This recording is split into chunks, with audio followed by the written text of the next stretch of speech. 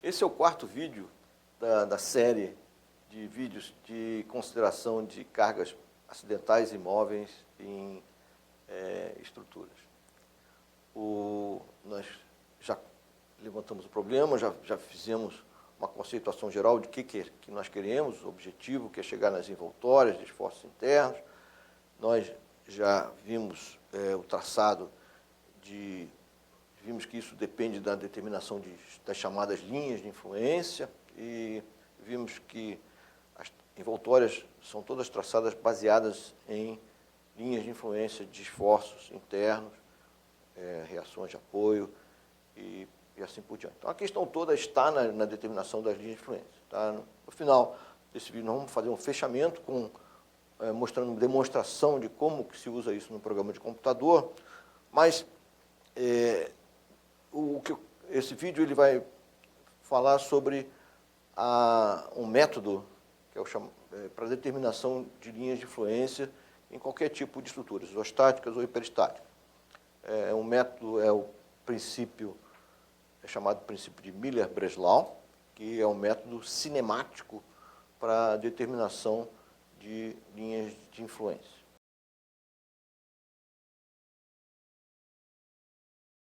Princípio de Miller-Breslau. Para se traçar a linha de influência de um efeito E, que pode ser um esforço interno ou uma reação, qualquer outro efeito, procede-se da seguinte forma. Rompe-se o vínculo capaz de transmitir o efeito E, cuja linha de influência se deseja determinar. Na seção onde atua o efeito E, atribui-se à estrutura, sentido oposto ao de E positivo, um deslocamento generalizado unitário que será tratado como muito pequeno. A configuração deformada obtida é a linha de influência. Se o trecho da estrutura percorrido pela força vertical unitária for inclinado, a linha de influência nesse trecho é a componente vertical da elástica. Vamos mostrar agora os deslocamentos generalizados unitários. Essa tabela vai ser preenchida com os deslocamentos generalizados unitários usados no princípio de Miller-Breslau. Primeiro, nós vamos ver o primeiro efeito, é o efeito da reação de apoio vertical V indicado. Como dito, é imposto um deslocamento no sentido oposto ao sentido positivo do efeito que se quer determinar. No caso, a reação de apoio. Então, o que se impõe é um deslocamento vertical para baixo unitário. E a elástica correspondente vai ser imposta, e vai ser, depois nós vamos ver que isso vai ser a própria linha de influência. Outro efeito é o efeito do esforço normal. Tá? Então, aqui estão numa seção de corte, um efeito interno de esforço normal e os sentidos positivos do esforço normal, que são sentidos de tração. Tá? O deslocamento generalizado associado a esse efeito é um deslocamento relativo na direção axial de valor 1, conforme está indicado. O efeito cortante, esforço cortante, ele tem o sentido positivo conforme indicado. O que atua na porção da esquerda para baixo, o que atua na porção da direita para cima. Então, o deslocamento generalizado que vai ser imposto é um deslocamento relativo, um deslocamento transversal relativo, de tal maneira que a porção da esquerda sobe, ou seja, fica contrário ao sentido positivo do esforço cortante, e a porção da direita desce, e contrário ao sentido positivo do esforço cortante que atua na porção da direita. O que tem é o deslocamento generalizado unitário. É interessante notar que esse deslocamento imposto só é um deslocamento generalizado de transversal, deslocamento relativo transversal. Observem que as tangentes da elástica impostas não se alteram, são retas, está indicado aqui o paralelismo da elástica de um lado e do outro. Isso é porque só está se impondo deslocamento transversal relativo unitário. Não está se impondo uma rotação relativa, porque isso é feito para o efeito de torção, que é o que visto agora. Então, para o deslocamento generalizado para o momento fletor, que tem os sentidos positivos aqui indicados, são momentos que na esquerda atua no sentido anti-horário, tracionando as fibras inferiores, sentido positivo, e na direita atua um momento no sentido horário, porque traciona as fibras inferiores também, que é o sentido positivo do momento.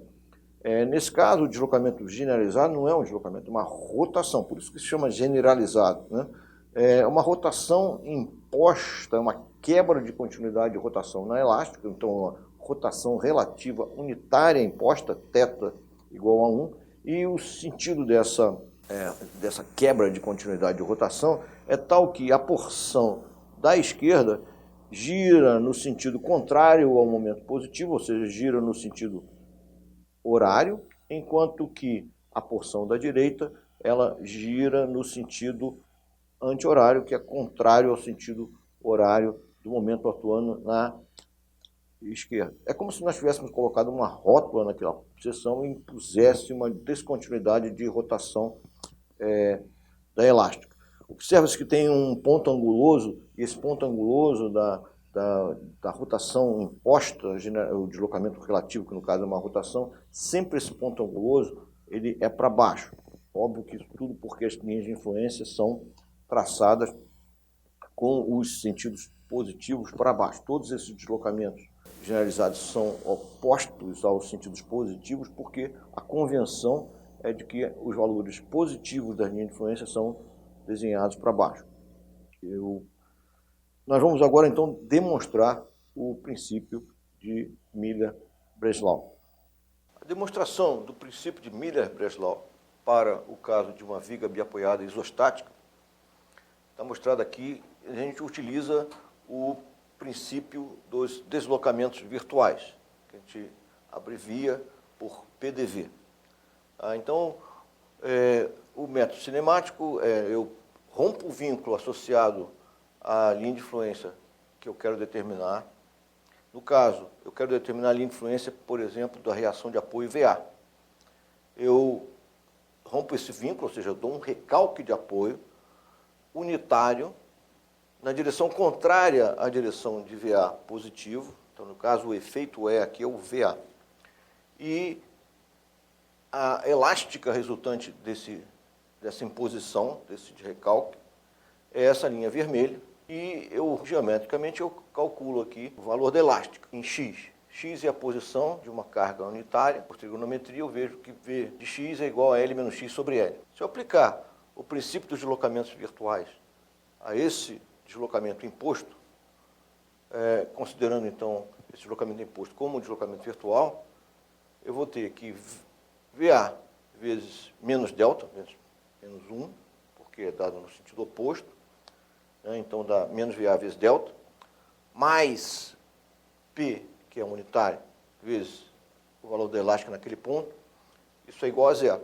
Então, o trabalho virtual externo aqui é igual a zero, aplicando o princípio dos deslocamentos virtuais. O que resulta, então, que a reação VA em função de x é igual à própria elástica. Ou seja, a linha de influência de VA é igual ao que nós já tínhamos visto antes, é igual a L menos x sobre L. Nós vamos ver agora o traçado das linhas de influência de esforço cortante, uma viga biapoiada, usando o método cinemático, o princípio de Miller-Breslau. O que está indicado aqui a viga biapoiada com uma descontinuidade, um deslocamento transversal relativo na seção onde se quer determinar o esforço cortante. Tem aqui duas situações: quando a carga está à direita da seção S, que é o que está em cima, ou quando a carga está à esquerda da seção S. Nas duas situações, o que nós vamos fazer é impor o princípio dos deslocamentos virtuais ao problema. Tá? Então, o que eu tenho? Eu tenho aqui uma imposição de uma descontinuidade unitária, um deslocamento transversal unitário.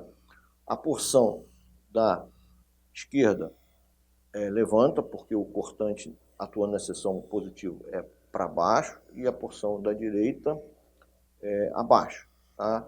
E mantendo-se as duas porções, os dois trechos, paralelos, porque, como dito, nós não queremos que o momento efetor que está indicado aí produza trabalho virtual. Somente o esforço cortante na seção S que vai produzir trabalho, e também a força unitária vai produzir trabalho virtual. Então, essas duas situações aqui estão mostradas, vão ter a situação quando a carga está à esquerda da seção ou quando está à direita. Vemos agora aqui quais são os deslocamentos virtuais que estão da força P igual a 1. Tá? Então, quando a força está à esquerda, à direita da seção, nesse caso de cima, fazendo aqui semelhança de triângulo, dá para verificar que o deslocamento que a força, deslocamento virtual que a força P sofre é V igual a L menos X sobre L. Tá? Enquanto que no caso em que a força estiver à esquerda da seção, o deslocamento virtual que ela vai sofrer vai ser um deslocamento para cima, ou seja, negativo, igual a menos X sobre L. Tá? Então eu estou aqui impondo o campo virtual de deslocamentos, de tal maneira que há uma descontinuidade de deslocamento transversal na seção S e eu estou vendo quais são os deslocamentos que cada uma das forças que atuam no modelo, no caso, o cortante e a força P, VA e VB não sofrem deslocamentos, os momentos eles não estão entrando aqui no trabalho porque não há uma rotação relativa. Tá? Então, a aplicação do princípio dos deslocamentos virtuais a essa viga, com essa descontinuidade de deslocamento transversal, resulta em, no caso em que P está à esquerda de S, ou seja, quando x for menor que A, o que eu tenho é eu vou multiplicar cada força do modelo, no caso QS, pelo correspondente deslocamento que tem. Então, o deslocamento que aqui o QS sofre a porção da direita é A sobre L, então, mas o trabalho é negativo, porque é contrário à força. O deslocamento virtual aqui, que o QS da porção da direita sofre, é B sobre L, na verdade, menos B sobre L, contrário ao efeito positivo. O momento até sofre uma rotação, mas sofre de um lado e do outro, se cancela. Foi assim que a gente não tem uma rotação relativa. E aqui tem o produto da força vezes esse deslocamento x sobre L, que é o deslocamento relativo. Tudo isso, então, é igual a zero. O que é o trabalho virtual? A gente está multiplicando todas as forças atuando no modelo pelos correspondentes deslocamentos do campo virtual imposto. É isso que dá. Quando a força está à direita, eu tenho análogo, a única diferença aqui é que a força ela tem um deslocamento virtual que é L menos X sobre L, e no caso é para baixo. No caso anterior, na força à esquerda, a força a força é para baixo e sofria um deslocamento para cima, então dá um trabalho negativo. Fazendo isso tudo, então, o trabalho é igual a zero, no princípio dos deslocamentos virtuais, e o que nós concluímos é que, fazendo essa equação, resolvendo essa equação, que o cortante, quando x for menor do que A, o cortante na seção S, em função de x, é igual a menos x sobre L. E quando a carga está à direita, o cortante em S, que é em função de x, é igual a L menos x sobre L, que é exatamente igual às expressões que nós obtivemos para as linhas de influência de força cortante de uma forma analítica. Só estou demonstrando aqui que a gente, pelo princípio dos deslocamentos virtuais, a gente chega no mesmo lugar. Então, o cortante de S em função de x é a linha de influência, e ela é por trechos, né? Quando x for menor que A e quando x for maior do que A. Agora nós temos a demonstração, pelo princípio dos deslocamentos virtuais, do traçado de linha de influência de momento fletor numa seção de uma viga biapoiada. Pelo método cinemático, mas nós vamos demonstrar pelo princípio dos deslocamentos virtuais. O que eu tenho aqui é uma viga biapoiada com uma seção transversal isolada, cortando em duas partes, parte da esquerda e parte da direita, e estão indicados aqui todos os esforços atuando, então, as reações de apoio, o esforço cortante na seção S, o momento fletor na seção S e a carga unitária. Tá? O deslocamento, campo de deslocamento virtuais que é imposto é tal que há uma rotação relativa na seção S, que é tratada como pequena, tá? E no caso unitário. O que é feito é que a porção da esquerda gira no sentido horário, porque o momento positivo que atua na porção da esquerda é no sentido anti-horário, e a porção da direita gira no sentido anti-horário, porque o momento positivo na porção da direita é no sentido horário. Observe que nós, embora estejam cortantes aí atuando, nós não estamos dando um deslocamento transversal relativo. O cortante não vai produzir trabalho virtual, porque um lado vai se cancelar com o outro, porque tem os dois cortantes com sentidos opostos atuando em cada lado. Outra coisa interessante observar que esse ângulo aqui é um θ igual a 1 radiano, mas ele está sendo tratado como pequeno. Ou seja, o 1 radiano é o comprimento do arco, do ângulo, é igual ao raio, mas nesse caso o raio, o arco está sendo aproximado pela corda. Então, isso só porque nós estamos realmente tratando tudo como pequeno deslocamento. Outra coisa interessante observar também, assim como no caso anterior, tá, do cortante com o momento, quando se rompe um vínculo de uma viga biapoiada isostática, ela se transforma num mecanismo, e por isso ela não oferece resistência a essa imposição desse ou deslocamento transversal relativo ou rotação relativa. Ou seja, os lados permanecem retos, eles viram como um corpo rígido, realmente. Tá? Então, esse é o campo de deslocamento imposto, e nós vamos verificar aqui quais são os dois, nas duas situações, quando a carga está à esquerda da seção S ou quando está à direita da seção S, vamos verificar quais são os deslocamentos virtuais que a força unitária P igual a 1 sofre. Quando a carga está à esquerda da seção S, o deslocamento virtual tirando aqui por semelhança de triângulo, é Bx sobre L. Sendo L o vão da viga, B é a distância que vai da seção até o final, a extremidade direita da viga. E quando a carga está à direita da seção S, o deslocamento virtual que ela tem, fazendo também por semelhança de triângulo, é A vezes L menos X sobre L, conforme está indicado. Então, nós vamos usar esses dois deslocamentos virtuais para as duas situações da aplicação do princípio dos deslocamentos virtuais à viga com descontinuidade de rotação.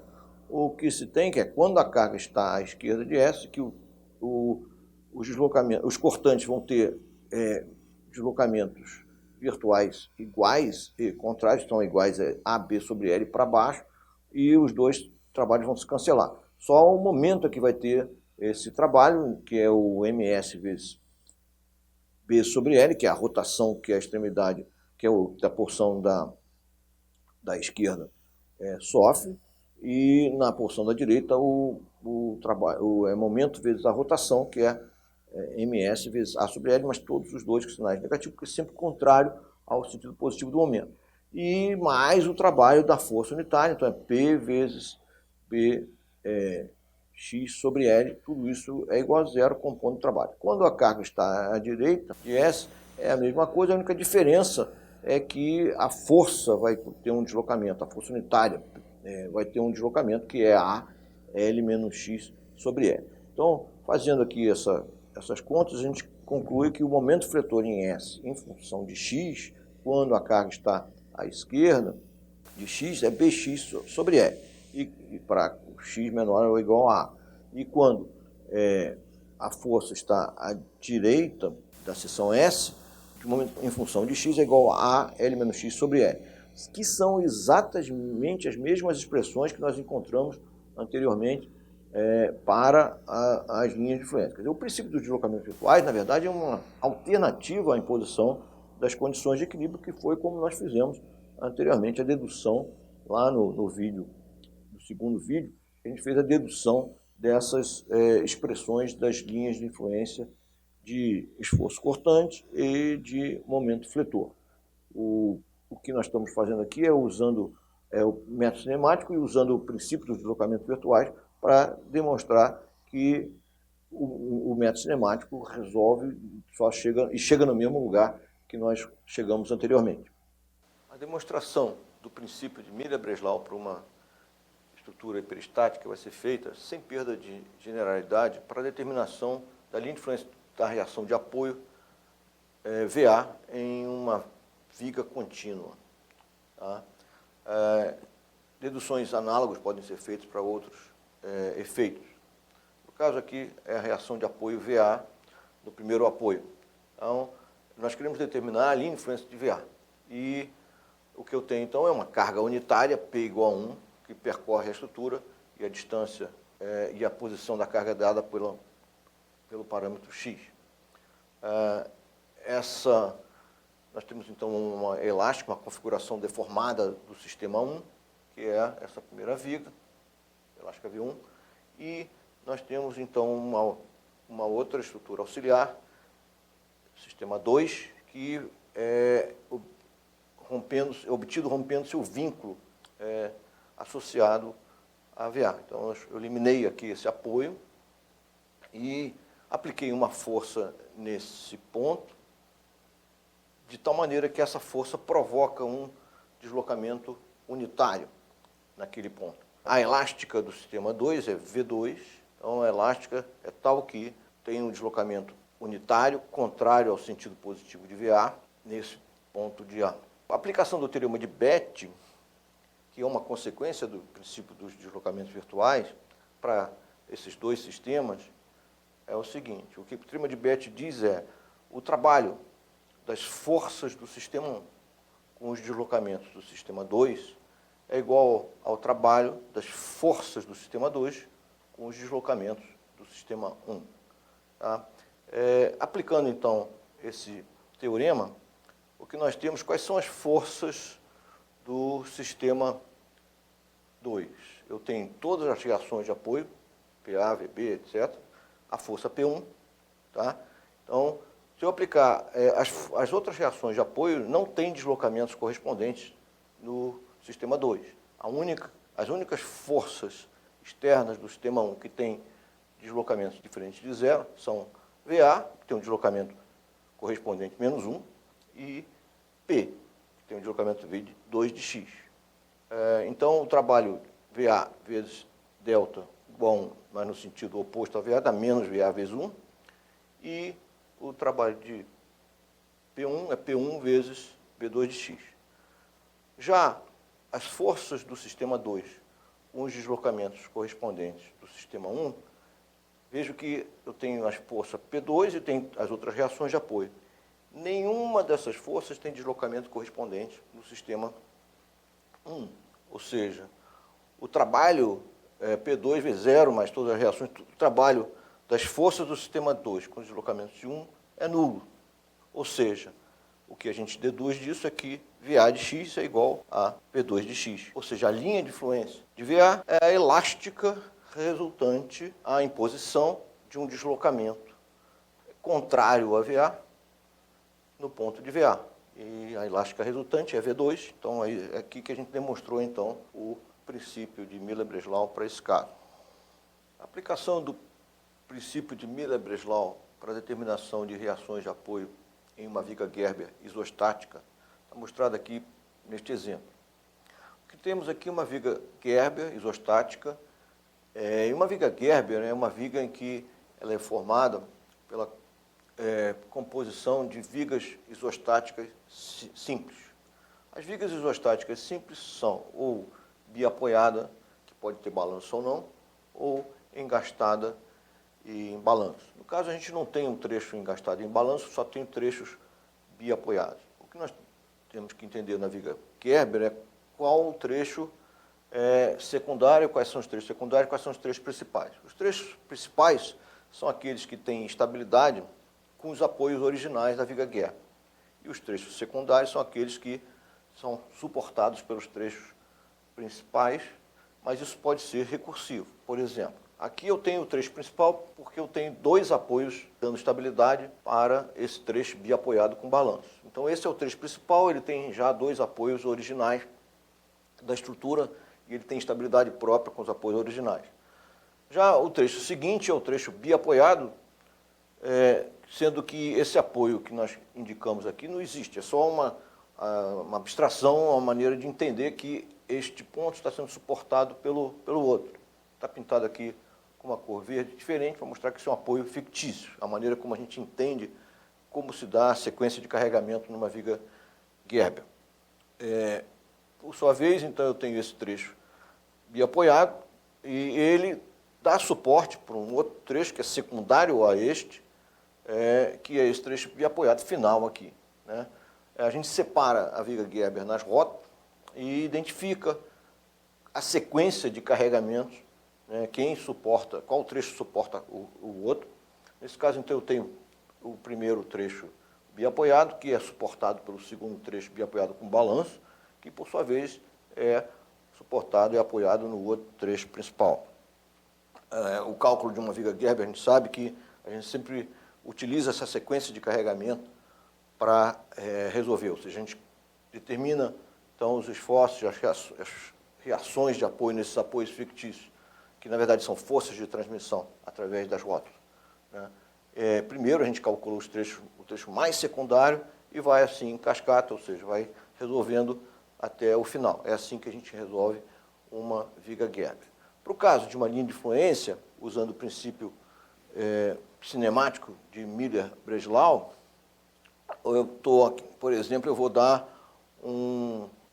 determinar a linha de fluência da reação de apoio VB. Qual é o princípio? A gente rompe o vínculo associado a esse apoio e impõe um deslocamento unitário contrário à reação, ao sentido positivo da reação VB. Então, eu vou impor aqui um deslocamento unitário aqui em B. Tá? Isso é a elástica resultante a essa imposição, é a linha de influência de VB. Qual é a elástica resultante? Acho que intuitivamente a gente consegue ver. Na hora que eu rompo esse vínculo e imponho esse deslocamento, essa viga vai girar em torno desse ponto fixo. Ela gira como um corpo rígido, porque isso é uma viga isostática, e uma viga isostática, na hora que eu rompo o vínculo, ela se transforma num mecanismo, ela é hipostática. Então, ela vai sofrer esse deslocamento sem oferecer resistência, ou seja, as barras, né, os elementos da viga Gerber vão permanecer retos, eles não vão oferecer resistência a esse movimento. Então, a viga girou para cá, e na hora que ela girou, esse ponto aqui abaixou, mas esse está fixo. Aí o que vai acontecer é que vai também girar esse trecho secundário dessa maneira e vai levantar, aqui no balanço, vai levantar o outro trecho secundário, que por sua vez está fixo aqui nesse ponto, mas então, o que a gente observa é que toda vez que a gente tem uma rótula, há uma quebra de direção na linha de fluência, né? E toda vez que passa por um outro apoio, que não o apoio que nós estamos traçando a linha de fluência passa por zero. Isso faz sentido, quer dizer, toda vez que a carga unitária passar sobre um outro apoio que não o apoio que nós estamos querendo determinar a linha de fluência, o valor da reação de apoio no apoio é nulo, porque foi a força toda para o outro apoio. Por sua vez, quando a força passa exatamente no apoio que a gente quer determinar a linha de fluência, o valor da linha de fluência é 1, que é isso que a gente tem. A gente tem também os trechos retos da linha de fluência, que passam por zero nos outros apoios, e há uma quebra de direção, né, um ponto anguloso, nas rótulas. Essa é uma característica das linhas de fluência de viga Gerber. Outro ponto interessante é que, no caso de vigas isostáticas, como essa viga Gerber, ela sempre é formada por trechos retos. E a gente vai ver que depois, que no caso de peristático, a imposição do deslocamento não transforma isso num mecanismo. A estrutura ainda vai oferecer resistência mesmo com o vínculo rompido. Uma outra coisa interessante a se observar é uma demonstração de por que esse trecho aqui tem essa forma. Eu vou, por exemplo, quando a carga passeia no trecho principal, a linha de fluência é anormal, é aquela que a gente já conhece, né? O VB tem 1 aqui, 0 no VA, e tem esse traçado da linha de fluência. Mas o que ocorre quando a carga passeia no trecho secundário, esse segundo trecho aqui, o primeiro trecho secundário? Eu vou demonstrar, então, que o que VB está sentindo? VB está sentindo uma força aplicada na extremidade desse balanço aqui da viga principal, o balanço da direita da viga principal. É isso que a força VB está sentindo. Ela tá, e então, com o passear da carga no trecho secundário, o efeito sobre o trecho principal é VC, né? Só tem esse VC. E então o valor de VB simplesmente é o valor dessa força VC vezes essa ordenada, que é ordenada como se tivesse uma força aplicada aqui. Só que essa ordenada ΔC, que é a ordenada da linha de influência no trecho principal, o final dela. Então o que a gente tem é que a força VB vai ser igual a ΔC vezes VC, ou seja, linha de influência de VB vai ser igual a ΔC vezes a linha de influência de VC. E como é que varia VC? VC, ele varia com uma linha de influência de VC. Como varia VC em função da posição da carga? Varia dessa maneira. Eu tenho aqui uma viga biapoiada, que é o trecho secundário, com um balanço, e a linha de influência de VC é 1, quando a carga está bem sobre VC, e varia linearmente, passando por 0 no outro apoio VD aqui, tá? No apoio D.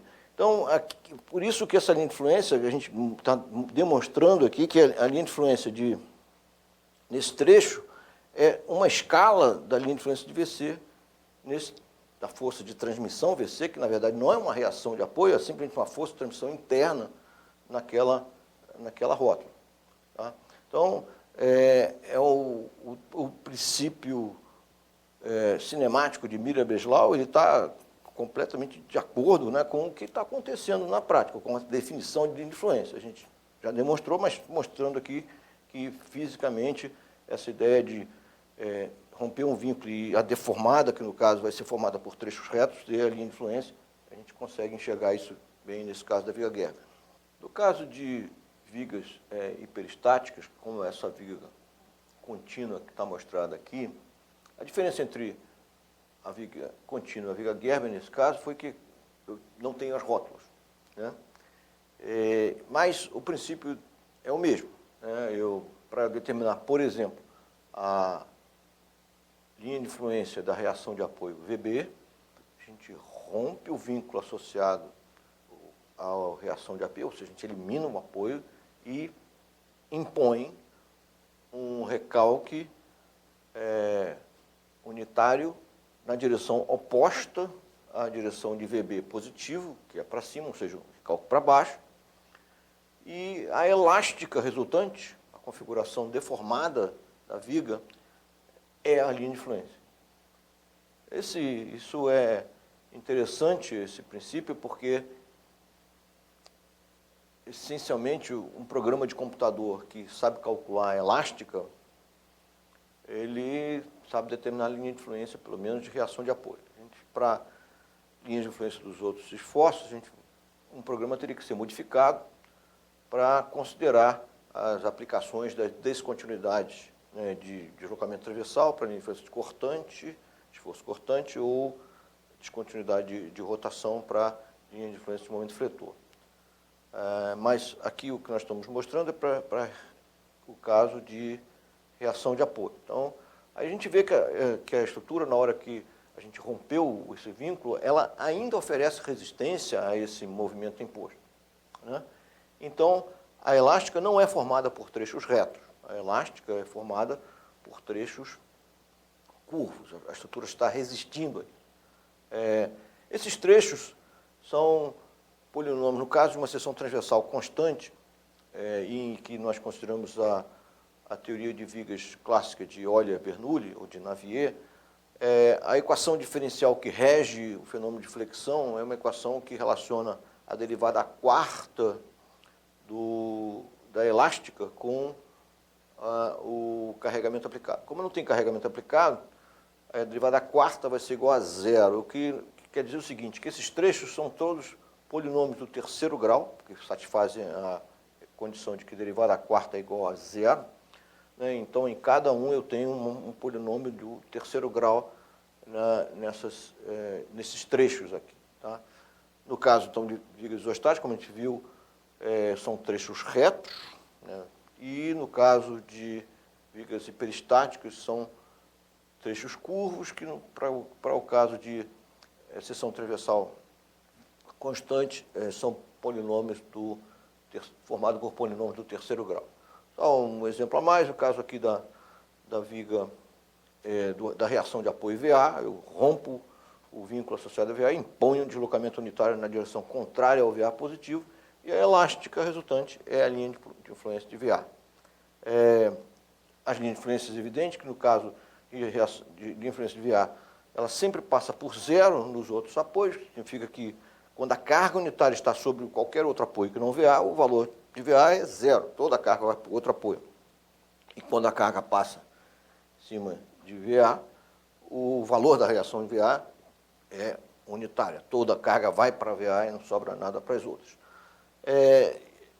O importante, então, é a gente vai mostrar outras linhas de influência de esforço cortante, momento fletor, mas assim, o importante é saber traçar linhas de influências, porque com isso a gente consegue determinar tudo. As envoltórias, todas são traçadas, envoltórias de esforços internos, são todas traçadas com base em linhas de influência, como a gente já viu. Mas, para o caso mais complexo e peristático, o traçado das linhas de influência é complexo. A gente tem equações polinomiais de terceiro grau por trechos, ou seja, só no computador realmente para fazer isso de uma maneira prática. Acabamos de ver, então, as linhas de influência de reações de apoio para vigas Gerber isostática e vigas contínuas e peristáticas. Nós vamos usar os conceitos definidos agora para o traçado de linhas de influência de esforços cortantes e momentos fletores, também em viga Gerber isostática e viga Gerber e peristática. Nós vamos salientar um pouco as diferenças aqui entre as duas. Aqui. No caso aqui inicial, nós temos uma viga Gerber isostática. No caso da viga Gerber, sempre é bom a gente entender como se dá a decomposição dela em trechos, né, uma sequência de carregamentos de vigas isostáticas simples. Eu tenho lá uma viga biapoiada, que é suportada por uma viga biapoiada com balanço, que é suportada por uma viga biapoiada com dois balanços, que é a viga que tem estabilidade própria, porque tem os dois apoios originais do problema. Esses outros apoios que estão indicados aqui são, na verdade, uma mera abstração para que a gente... são apoios fictícios, que é para a gente entender como se dá a sequência de carregamento dos trechos isostáticos. No caso aqui do balanço, na verdade, tanto faz ser contínua ou hiperestática ou viga Gerber isostática, que o balanço é isostático. Então, o método cinemático, a gente já viu a linha de influência de força cortante, mas só para explicar que pelo método cinemático também funciona. Por exemplo, se eu cortar aqui na seção S, para obter a linha de influência cortante em A à esquerda, a seção que fica imediatamente à esquerda do primeiro apoio. E eu impuser uma descontinuidade de tal maneira que, caminhando da esquerda para a direita, eu desço de 1, tá? Quando eu corto o balanço é um mecanismo, ele fica solto. Então eu consigo ir mantendo aqui paralelos aqui à elástica, né, antes e depois do corte, como está indicado, que é a imposição de deslocamento transversal relativo sem imposição de rotação relativa. O que acontece é que o balanço fica soltinho, ele vai levantar livremente, paralelo, horizontal, continua horizontal. E o que a gente tem é um retângulo que é exatamente igual à linha de influência que nós deduzimos pela própria definição de linha de influência. Então, o método cinemático também funciona para seções em balanço. É só uma questão de entender como é que é a lógica. Aí o que a gente tem ali de influência tem um trecho que é -1 até chegar à seção do balanço, que é à esquerda, e depois ele é todo zero. Significa o quê? Que quando a carga unitária está percorrendo à direita da seção à esquerda, o valor do cortante à esquerda é nulo. E quando ela percorre à esquerda da seção à esquerda, a carga unitária percorre aqui à esquerda, o valor do cortante à esquerda é -1, porque vem uma força pela esquerda para baixo. Então, isso só está confirmando o que nós já tínhamos visto analiticamente. Mudamos agora para a seção que fica imediatamente à direita do primeiro apoio. Tá? Agora já é um comportamento diferente, já não é mais um balanço, mas então nós vamos impor uma descontinuidade de deslocamento transversal nesta seção, de tal maneira que, quando vem da esquerda para a direita, há um salto para baixo de 1, né? Mantendo a elástica dos lados da seção cortada paralelos, como está indicado aqui. O caso que acontece aqui é como a seção está colada no apoio, a porção da esquerda, esse lado esquerdo, não pode deslocar. Esse ponto aqui tem que ficar parado porque tem um apoio ali. Então, o que acontece? Cortou e, pum, dá uma descontinuidade, vai ficar toda ela para baixo e a elástica resultante vai ser a linha de influência nesse trecho aqui. Aqui também a gente já explicou a questão de como é que se prolonga a linha de influência na viga Gerber quando tem rótulos e apoios. Elas vai passar, vai levantar esse ponto aqui, como esse ponto aqui está preso, isso aqui vai virar como se fosse uma gangorra nesse trecho, vai girar para cá e o trecho final vai também girar aqui em torno a quebra de continuidade de rotação aqui na rótula e vai pivotear em torno desse ponto aqui. Isso a gente vê fisicamente, quer dizer, eu abaixei aqui, levantou aquilo lá como se fosse uma gangorra, essa gangorra aqui emendou na outra gangorra, que girou para cá e, por sua vez, abaixou lá no outro trecho. Quer dizer, o método cinemático está fazendo exatamente igual como nós vimos no caso da reação de apoio, que a gente demonstrou para a viga Gerber, como é que se dá a transmissão da linha de influência nos trechos secundários da viga Gerber. Então, é a mesma coisa. Então, aqui eu só estou mostrando que a imposição do deslocamento transversal relativo aqui na seção de corte vai resultar na mesma linha de influência que nós tínhamos anteriormente. Tá?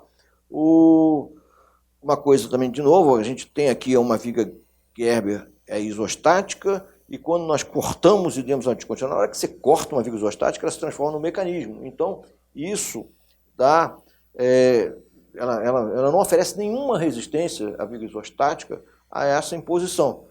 E por isso a gente está demonstrando aqui que os trechos, o método cinemático mostra isso, que quando você tem uma viga isostática, a linha de influência é formada por trechos retos, porque no fundo a elástica imposta com essa descontinuidade de deslocamento transversal ou de rotação, no caso de linha de influência no momento, sempre vai ser uma elástica que vai ser imposta livremente, sem resistência, ou seja, as barras do modelo sempre vão se deslocar ou girar como corpos rígidos. Não é uma seção aqui típica de meio de vão de uma viga Gerber biapoiada, é a mesma ideia. A diferença aqui é que a gente impõe uma descontinuidade de deslocamento transversal, mantendo o antes e depois a elástica antes e depois da seção paralela. Tá? Então aqui é a seção S1 e eu impus essa descontinuidade de deslocamento transversal. E a mesma coisa, ela se transforma no mecanismo, cada lado da viga Gerber antes e depois do corte vão girar livremente, mas essa imposição de que fica paralelas às tangentes da elástica aqui antes e depois, faz com que nós tenhamos uma elástica resultante desta maneira que está indicada, uma gangorra aqui com uma outra gangorra aqui, aí essa gangorra do lado de cá vai até a próxima rótula e, como levantou esse lado secundário aqui, esse trecho secundário vai pivotear em torno do terceiro apoio e vai chegar até a última rótula aqui, vai abaixar e vai fazer com que o último trecho biapoiado, né, secundário lá, vai abaixar. O método cinemático está mostrando exatamente como ocorre a elástica, né, resultante, a linha de influência, é exatamente isso que nós encontramos anteriormente. Só que aqui para o caso da viga Gerber. A gente não demonstrou a questão da transmissão da viga Gerber, do prolongamento da linha de influência da viga Gerber para cortante, mas aqui é inteiramente análogo ao que a gente fez lá para reação de apoio em viga Gerber. Continuando com linhas de influência de força cortante em uma viga Gerber isostática, agora nós vamos ver a seção que ainda está entre apoio desse vão principal, do trecho principal aqui da viga Gerber, mas agora é a seção B à esquerda, que está imediatamente à esquerda do segundo apoio. Tá? Aqui é a mesma coisa que a gente viu antes. A gente vai dar uma descontinuidade, mantendo cada lado, antes e depois da seção, uma descontinuidade de deslocamento transversal, delta igual a 1, mantendo antes e depois as elásticas paralelas. Aqui A porção da direita não pode mover nem para baixo nem para cima, porque tem aqui esse apoio aqui. Então, o que acontece? A porção da esquerda aqui levanta de 1. Tá? E mantendo aqui essa condição de que as elásticas são paralelas, o que você tem é essa imposição aqui da linha de influência nesse trecho principal, que é exatamente a linha de influência de esforço cortante na seção em B à esquerda, uma seção que está entre apoios, mas colada no segundo apoio. Tem esse trecho -1 aqui para cima, né? E o restante, e aí tem o balanço também, que tem essa coisa paralela. Isso nós já vimos, já traçamos, usamos essa linha de influência, já fizemos até envoltórios com isso. O que nós temos aqui é só a questão da viga Gerber. E o método cinemático está mostrando que o trecho principal levantou, fez uma gangorra aqui, fez esse segundo trecho aqui, o trecho secundário aqui girar em torno, pivotear em torno desse apoio, do terceiro apoio da viga, e abaixou o último trecho, ou seja, ficou tudo igual. Uma coisa interessante de mostrar é que fora do trecho entre apoios, as linhas de influência de todos de fósforo cortante em todas as seções entre apoios, a única coisa que muda delas é a posição da descontinuidade. Para fora do vão, onde se está tratando a linha de influência de cortante, para fora desse vão, numa seção aqui, o que a gente tem é que a linha de influência não se altera. A única coisa que muda é onde está a descontinuidade. Então, nós vimos isso nas linhas de influência anteriores, de A à direita, S1 e B à esquerda. Podem reparar que é tudo a mesma, fora desse vão principal da viga, é tudo igual. No caso da seção que fica imediatamente à direita do segundo apoio, seção B direita, já muda, porque já não é mais uma seção entre apoios de uma viga biapoiada. De fato, se você ver aqui na decomposição, aqui uma viga é um trecho em balanço do trecho principal. Tá? A seção B à direita é uma seção de balanço.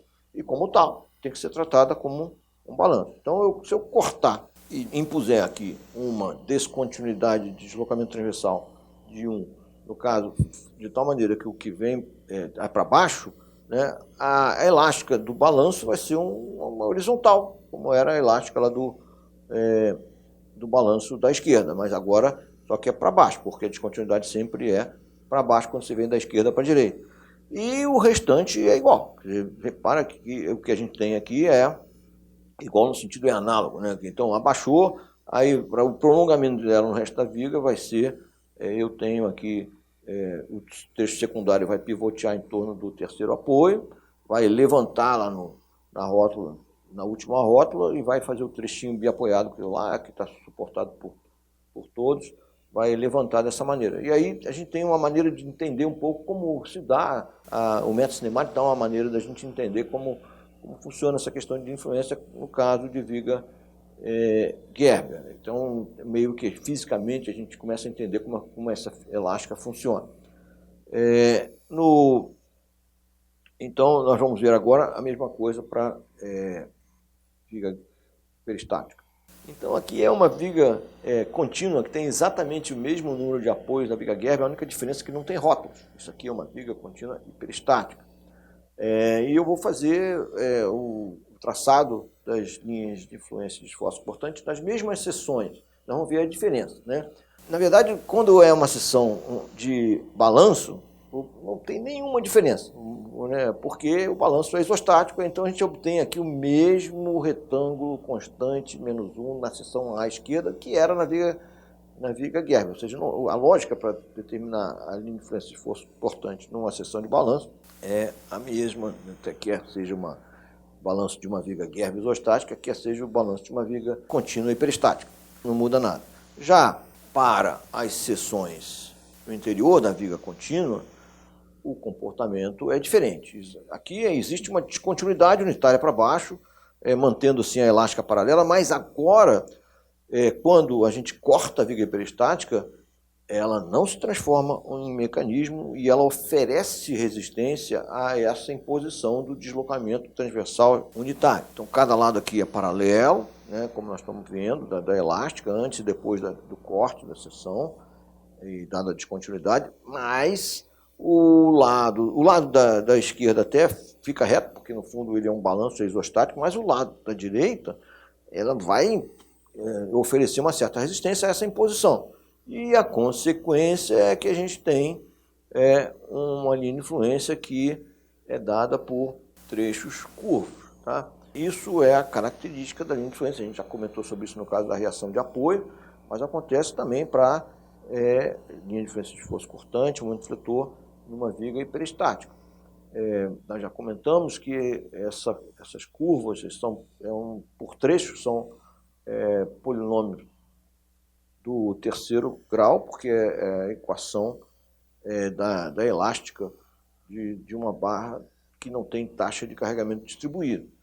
Então, eu tenho aqui bem menor, os valores, as ordenadas da influência são menores, mas observe que quando você compara com a viga Gerber, onde tem trecho positivo, e aqui na viga contínua hiperestática, lá na viga Gerber nas mesmas posições. Aqui, esse vão, por exemplo, na viga Gerber, no vão aqui central, lá na viga Gerber era negativo também. Só que aqui é curvo, né? E aqui no último vão também é positivo, embora os valores aqui sejam bem menores do que no caso da viga Gerber. Mas a lógica é a mesma, você vê que impõe-se essa descontinuidade e vai. O que a gente então dá o método cinemático, o princípio de Miller-Breslau, nos dá uma boa maneira de, pelo menos, obter o aspecto das linhas de influência. E muitas vezes a gente usa isso, né? A gente utiliza só o aspecto para saber onde a gente carrega.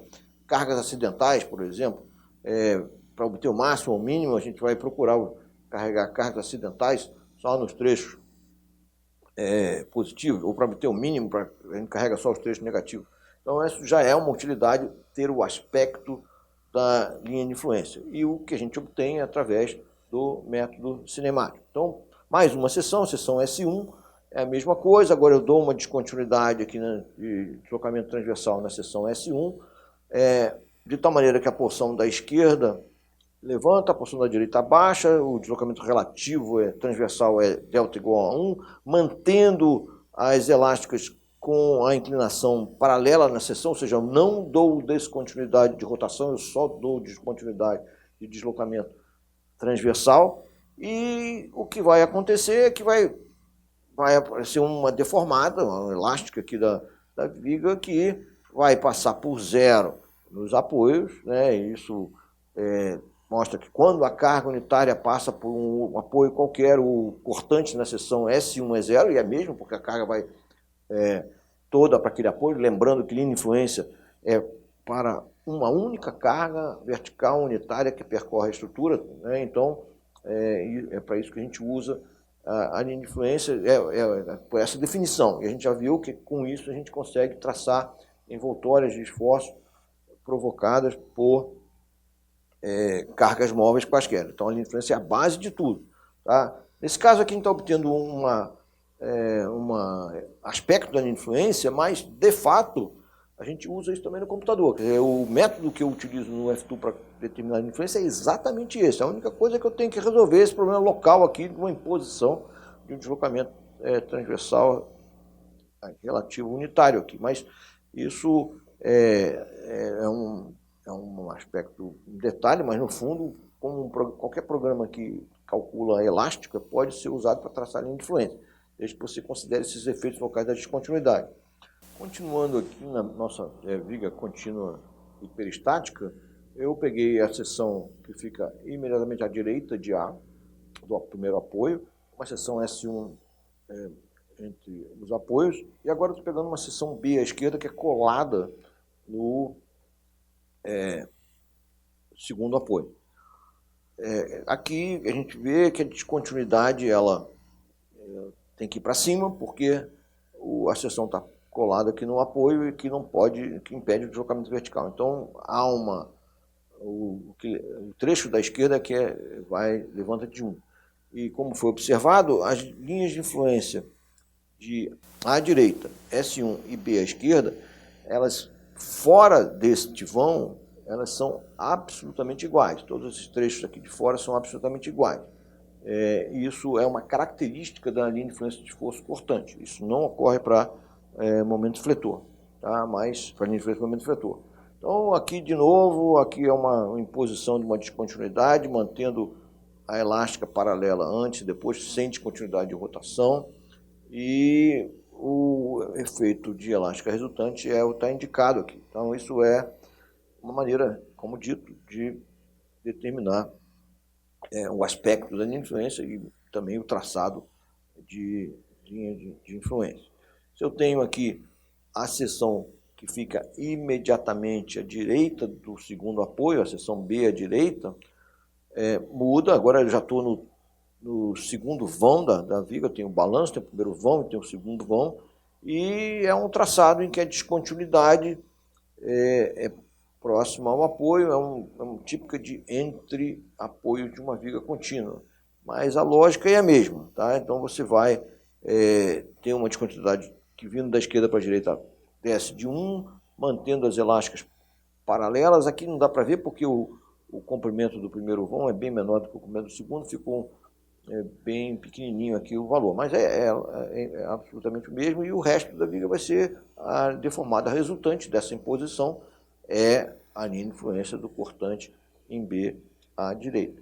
E mais uma seção agora de meio de vão. Então, repara que eu falei anteriormente que a linha de influência de força cortante em B à direita e em S2, elas são fora desse vão das duas seções, elas são iguais. Esse trecho é igual a esse trecho é igual a esse, mas nesse vão a diferença está na localização da descontinuidade. A descontinuidade de deslocamento transversal fica exatamente na seção de referência da linha de influência. Ou no caso de B à direita, fica colado no apoio, na posição de B à direita, e em S2 fica na posição de S2. E sempre dessa maneira. Então, aqui a gente tem uma maneira de obter esses aspectos, tanto para o caso de viga Gerber, quanto para o caso de viga contínua. Vamos ver agora em seguida o caso de momentos fletores. Agora, nós temos as linhas de influência de momentos fletores. Primeiro, vamos ver para a viga Gerber isostática e depois para a viga contínua hiperestática. Tá? No caso da viga Gerber, nós sempre temos que traçar a influência entendendo como se dá essa decomposição nessa sequência de carregamento da viga Gerber isostática. Nesse caso, a gente tem uma vigota biapoiada lá na direita, com uma viga biapoiada com um balanço aqui no trecho secundário, e o trecho principal é o trecho que tem 2 balanços. A gente sabe que é o trecho principal porque é o que tem estabilidade própria com os apoios originais da estrutura. São esses 2 apoios aqui. Então, e quando a carga passeia no trecho principal, o traçado de linha de influência é o traçado usual, uma viga biapoiada com 2 balanços.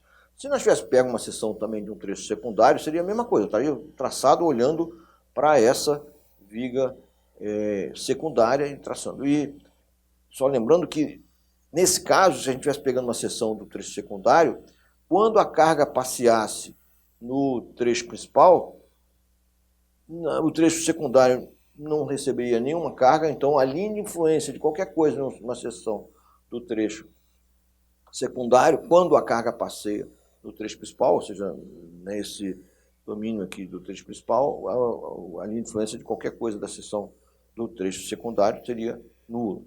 Mas aqui não está sendo mostrado. O que nós estamos mostrando aqui, então, é o caso de momento fletor numa seção, por exemplo, a seção A. A gente sabe que linha de influência de momento fletor não tem descontinuidade e nós, então, não fazemos a esquerda e a direita, na seção do apoio. E aqui o apoio é isostático e se eu der uma quebra de descontinuidade de rotação, lembrando sempre que o ponto anguloso é para baixo. Aqui eu tenho o ponto anguloso para baixo, sendo que o lado da direita fica reto, mas de qualquer maneira o ponto anguloso está para baixo. Então, na hora que eu impuser aqui uma rotação relativa θ igual a 1 aqui, o que vai acontecer, o trecho em balanço, é como se tivesse colocado uma rótula em cima desse apoio e tivesse imposto essa rotação relativa. Então, o que vai acontecer é que botou uma rótula, virou um mecanismo, o lado que está no balanço vai levantar livremente, né? Não vai ser o lado direito, que está todo apoiado, para levantar. Como o lado direito está solto totalmente, vai levantar, e essa é a linha de influência, a elástica resultante dessa imposição da rotação relativa. E a elástica resultante da imposição relativa é a linha de influência, é o princípio de Miller-Breslau. E a gente está vendo que é exatamente igual o que a gente já tinha deduzido anteriormente, a linha de influência de momento fletor numa seção de balanço. Tá? Então, quando a carga passeia depois da seção, à direita da seção, o momento fletor na seção é zero, é óbvio, o balanço vai estar descarregado. E isso o próprio método cinemático está mostrando. Indo para uma seção entre apoios, eu estou aqui, seção S1, tá?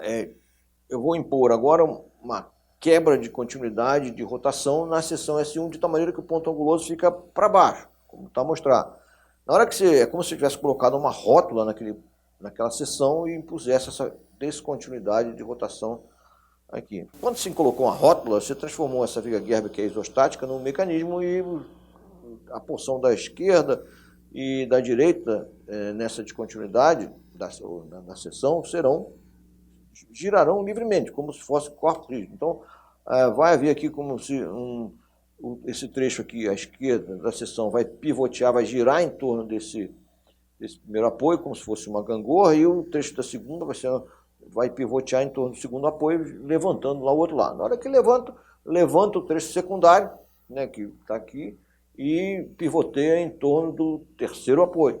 E vai fazer ficar uma gangorra reta até aqui, depois vai abaixar, então, aqui na extremidade do balanço do trecho secundário, e vai abaixar o trecho secundário aqui da vigota biapoiada lá, da direita para baixo também. Então, a imposição dessa rotação relativa aqui na seção S1 resultou nesta elástica, que é exatamente igual àquilo que a gente viu anteriormente, a linha de influência de momento fletor. Se você olhar, tem o mesmo aspecto, que é o método analítico que a gente já viu, uma seção entre apoios, e o prolongamento dela numa viga Gerber isostática é aquele prolongamento que toda vez que há uma rótula, muda a direção da linha de influência, e toda vez que passa por um apoio, ela passa por zero a linha de influência.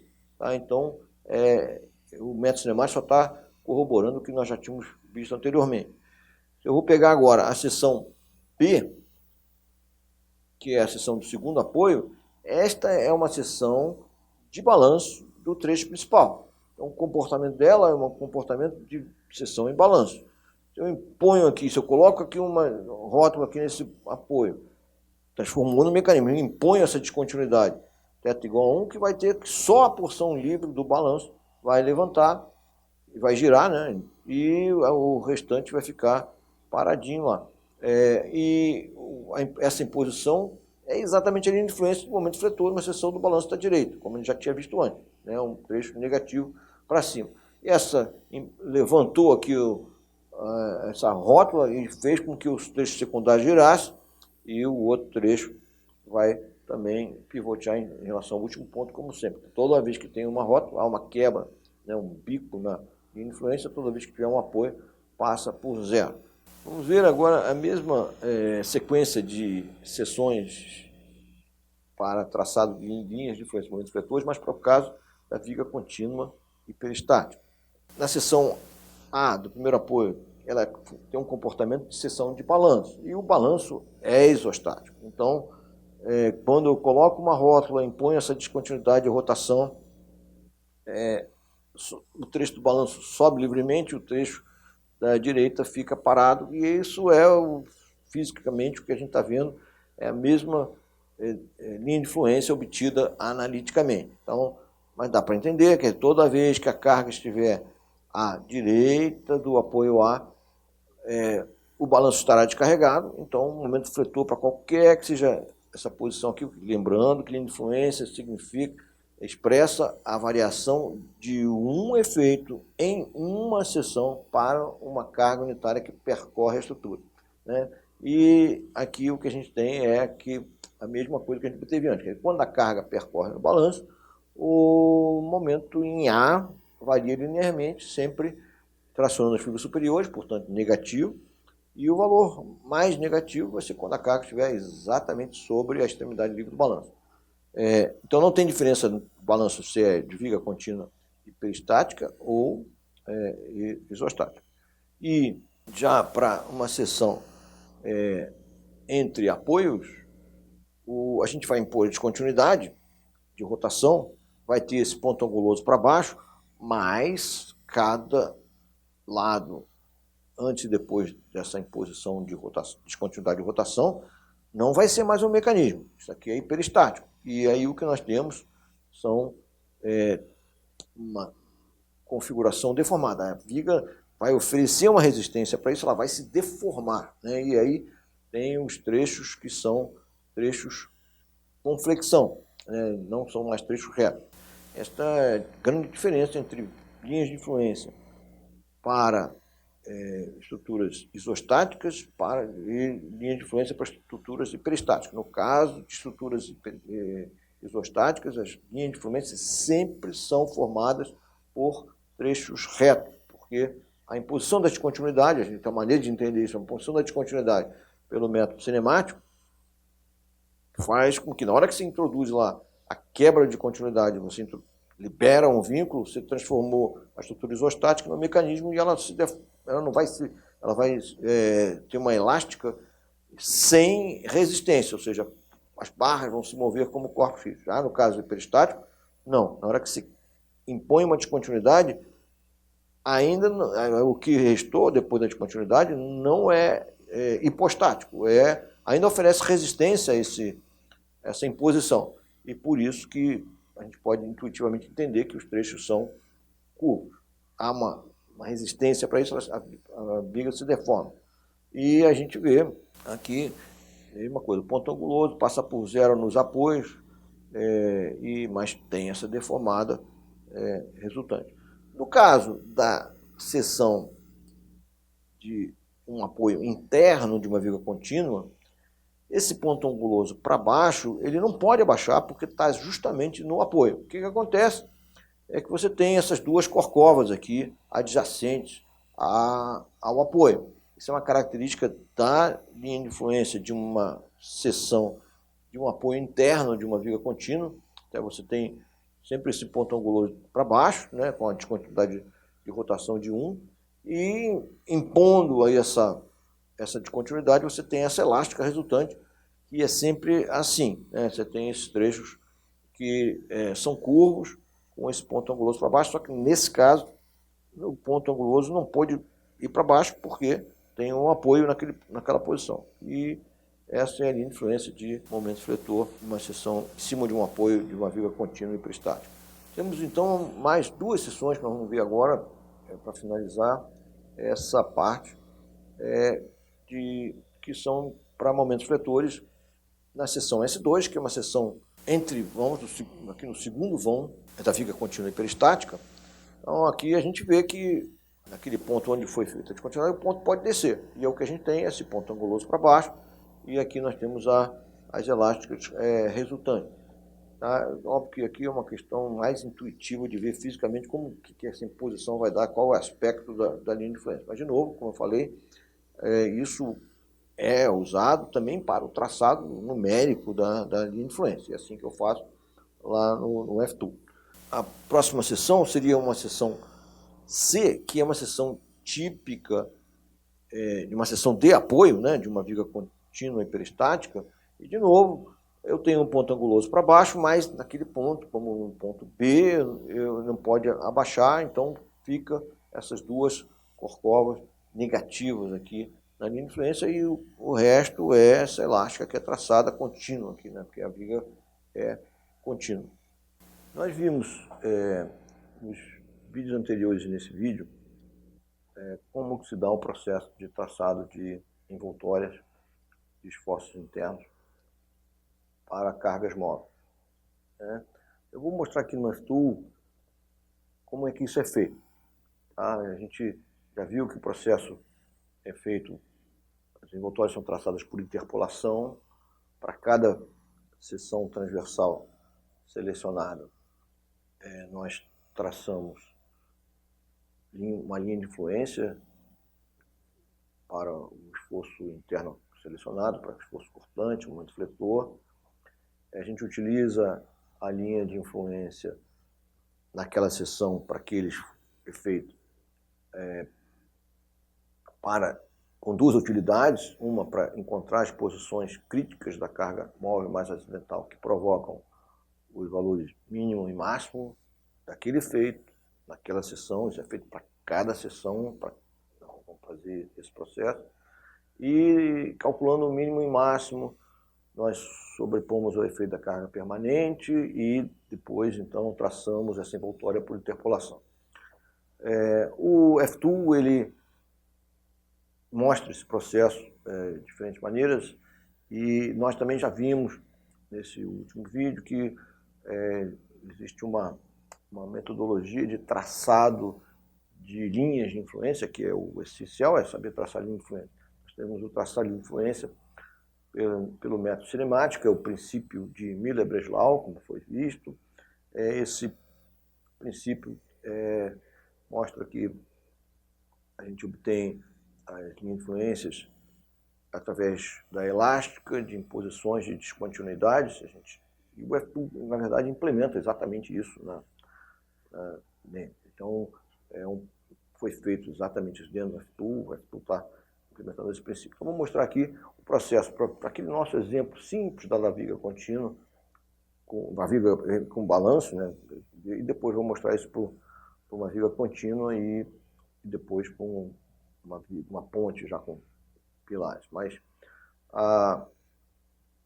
aqui eu tenho, então, a gente já viu essa questão da linha dessa viga biapoiada. Vou mostrar só como que o F2 mostra o traçado de linhas de influência. Tá? Eu vou desligar as linhas de cota só para ficar mais limpo o desenho.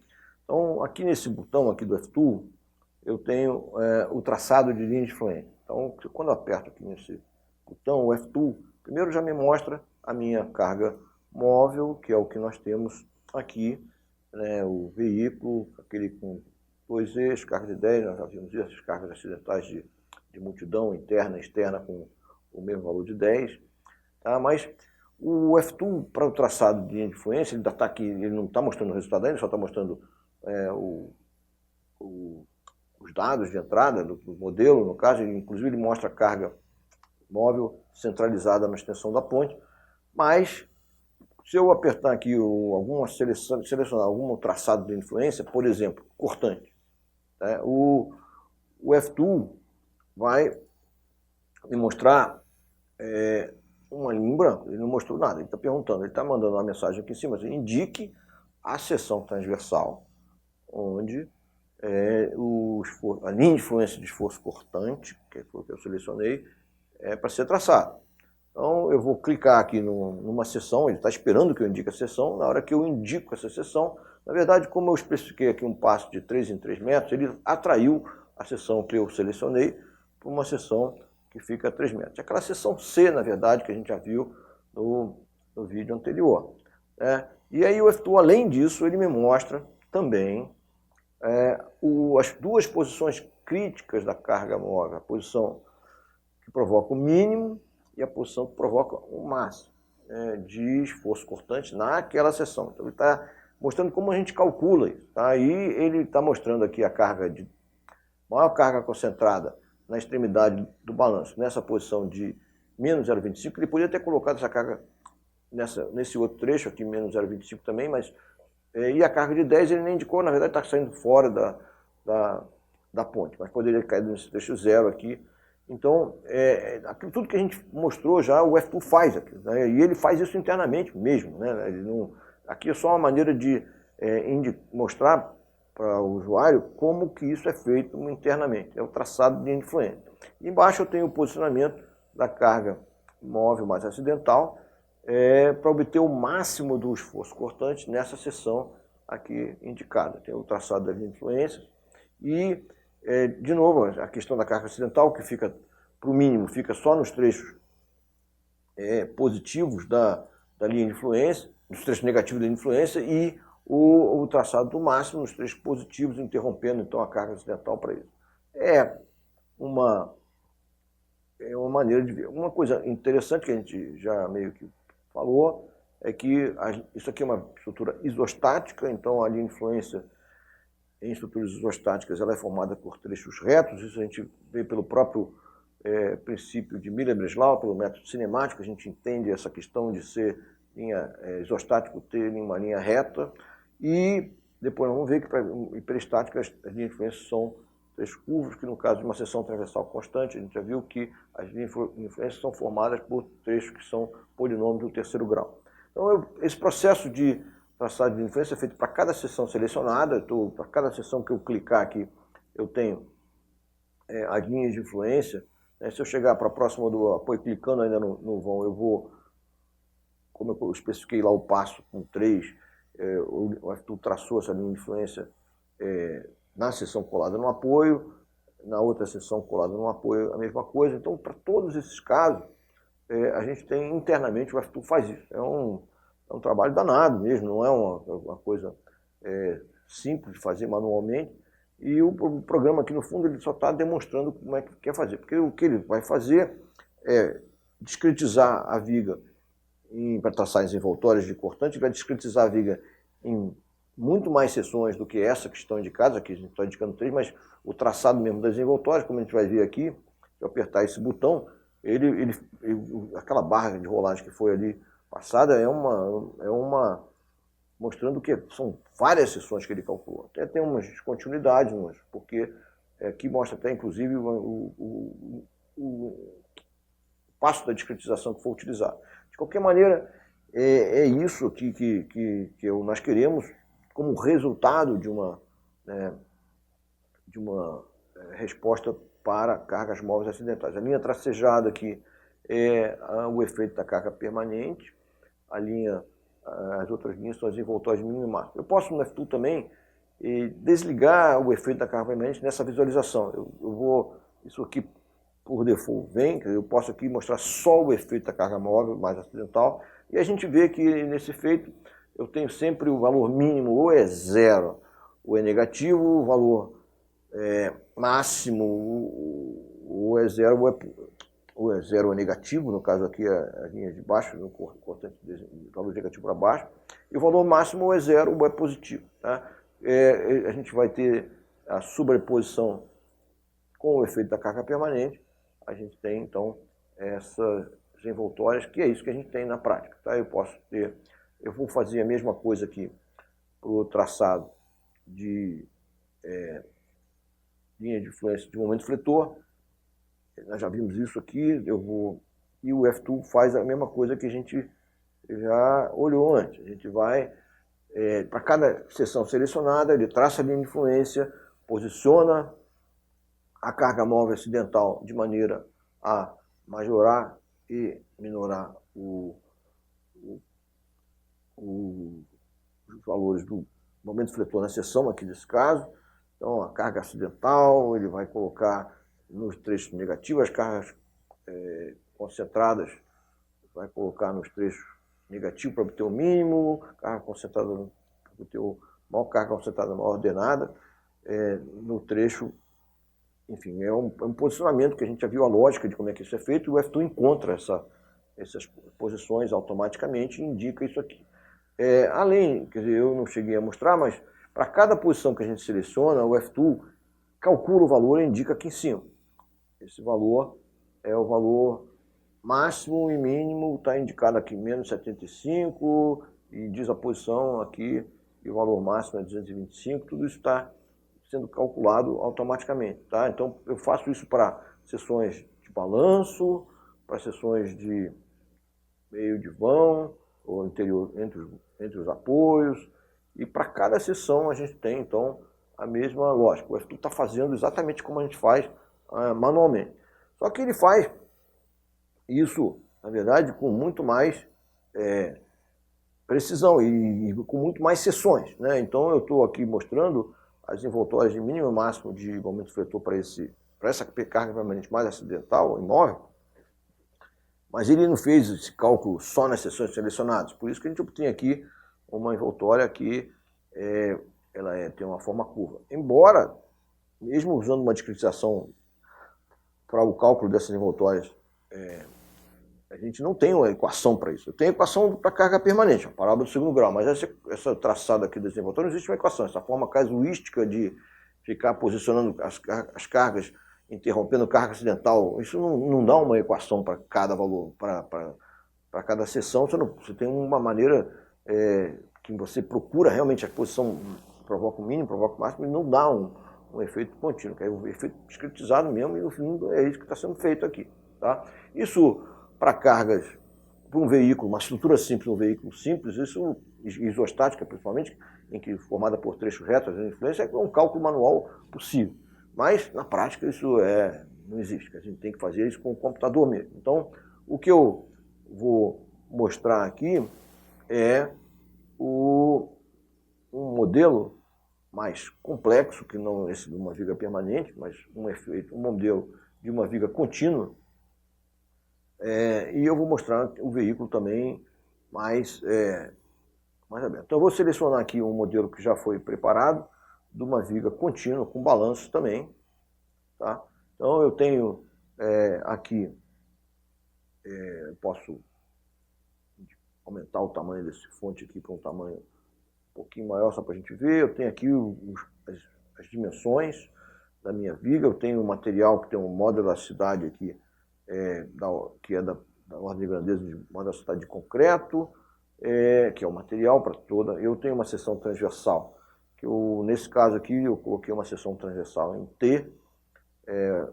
As unidades aqui são em metros, mas os valores então estão todos indicados. Aqui tem uma viga com altura de 1,20 m, largura B de 1 metro, eu tenho a largura da alma, 40 centímetros, a espessura da mesa de 40, e o F2 calcula para a gente a posição do centro de gravidade, a área efetiva de cisalhamento e também o momento de inércia da seção. A carga permanente aqui, essa carga de 80, é ela que eu estou vendo, e eu tenho os diagramas de esforço cortante e momento fletor para todas essas cargas, para essa carga permanente. Eu estou indicado aqui, os valores estão indicados transversalmente para não ficar poluído, e a cada 2 metros. Eu estou mostrando aqui o espaço desses valores. São os efeitos devido à carga permanente. É uma viga contínua, com a carga uniformemente distribuída, efeito da carga permanente. Você vê que é uma viga mesmo de ponte, que os vãos são grandes, eu tenho 8 metros de balanço, 26, 40 metros, 34, 12 metros de balanço, então são uma viga de verdade. E eu vou até desligar aqui as linhas de cota para não poluir, mas eu tenho, então, o meu efeito da carga permanente aqui mostrar. Tá? O processo para traçado das envoltórias é semelhante, só que agora eu vou mostrar aqui linhas de influência típicas de esforço cortante e momento fletor. Mas antes, eu vou mostrar para que tipo de veículo. Tá? E aqui a gente já tem uma diferença em relação ao que a gente tinha feito antes. Eu vou até voltar aqui a linha de cota só para mostrar esses detalhes. Quer dizer, o que nós temos aqui? Eu tenho um veículo que é uma ponte rodoviária. Isso aqui, e, na verdade, a ponte rodoviária, o veículo é uma distribuição por área. Isso aqui já é o efeito, já foi considerado o efeito transversal de distribuição do tabuleiro da ponte, e a gente está vendo o efeito sobre a viga. Tá? Então, eu tenho aqui um veículo de projeto, esse é um veículo idealizado, tá? Ele tem uma extensão de 8 metros, tá? E aqui, então, exatamente a extensão do veículo, 8 metros, e eu tenho cargas concentradas, que são os eixos, né, do veículo, com 360 kN em cada eixo. Aí a primeira carga se posiciona a 1 metro de distância do início do veículo, que tem a extensão de 8 metros, as outras cargas ficam a cada 2 metros. A gente especifica isso no F2, dando aqui a posição das cargas concentradas em relação ao início do veículo. É uma questão de editar. Eu criei um veículo, aqui é o TB360, o nome dele, E eu tenho aqui uma coisa que é a carga de multidão, eu tenho um valor exterior, que é de 12, né?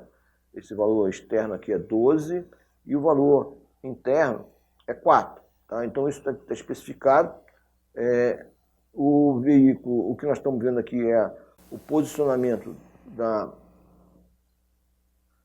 carga do veículo, da carga móvel, numa posição centrada aqui na extensão da ponte, é só uma questão de visualização, a gente está vendo isso, tá? E aqui está especificado, que você vê justamente que a carga acidental de multidão no interior aqui. Isso tem a ver, esse valor menor tem a ver com a distribuição transversal, que na região do veículo em si não tem carga de multidão, e na hora que você concentra esses valores na viga, você acaba tendo um valor menor na extensão do veículo, no caso do efeito na viga, numa das vigas longarinas da ponte. Aqui então está só uma maneira de visualizar isso, editar isso. Nós podemos criar outros veículos, no caso que só tem esse veículo. Eu vou então tirar as linhas de cota para limpar aqui o desenho, vou enquadrar e eu vou traçar agora linhas de influência de força cortante, por exemplo. Tá? Então, o F2 me pede para que eu indique aqui uma seção, tá? E eu vou pegar aqui uma seção qualquer, clicando aqui. E o F2 está fazendo o seguinte, ele está traçando a linha de influência de esforço cortante nessa seção, mostrando aqui todos os valores calculados. O traçado aqui foi obtido pelo método cinemático, o princípio de Miller-Breslau, que é um processo em que nós impomos uma descontinuidade, né, de deslocamento transversal na seção em que a gente quer determinar a linha de influência e impõe um deslocamento relativo, unitário, nessa. E esse deslocamento, a elástica resultante é a linha de influência. Esse processo é o processo que literalmente o F2 usa para resolver internamente e obter essas linhas de influência. Como já viu, essas linhas de influência são formadas por trechos que, no caso de seção transversal constante, são polinômios do terceiro grau. Estão aqui indicados esses valores. E, na verdade, os valores estão sendo mostrados aqui só porque a gente colocou um passo de 2 e estão sendo mostrados. O F2, além de desenhar a influência, ele vai posicionar aqui a carga móvel mais acidental de maneira a obter o mínimo, ou seja, mais negativo possível, e de maneira a obter o máximo. Os valores negativos aqui da linha de influência estão sendo colocados em cima, os valores positivos são abaixo. A gente poderia inverter, isso é uma questão de convenção, mas por default isso que está sendo feito. Você vê que a linha de influência ela é formada por vários trechos negativos e positivos, e a gente tem carga acidental nos trechos negativos, interrompida, volta para o trecho negativo. Aí aqui as cargas concentradas estão todas no trecho negativos, cada uma tem uma distância lá de 2 e vai caindo, e você vai posicionando aqui de maneira a obter o máximo o mais negativo possível. Tá? Esse processo é muito trabalhoso, para fazer na mão é muito complicado, né? Então é muito trabalhoso. Né? A metodologia é a mesma que a gente viu, só que a questão é que a linha de influência em si, ela é uma linha de influência que ela é formada por parábolas do terceiro grau, ela tem a carga móvel tem vários eixos, então esse cálculo aqui é um cálculo não muito trivial de ser feito. A própria determinação de qual a posição da carga móvel, nesse caso aqui, porque a gente tem essa descontinuidade, tem um valor negativo, um valor positivo, bem definido, não foi difícil posicionar a carga, o veículo em si, as cargas concentradas do veículo, sobre a influência. Achar as posições críticas para as cargas concentradas não foi difícil nesse caso. Mas o F2 faz isso automaticamente. Tem situações, se tivesse muitos eixos, a coisa podia ficar bem complicada. E posicionar as cargas acidentais também nos trechos negativos e positivos também não é feito.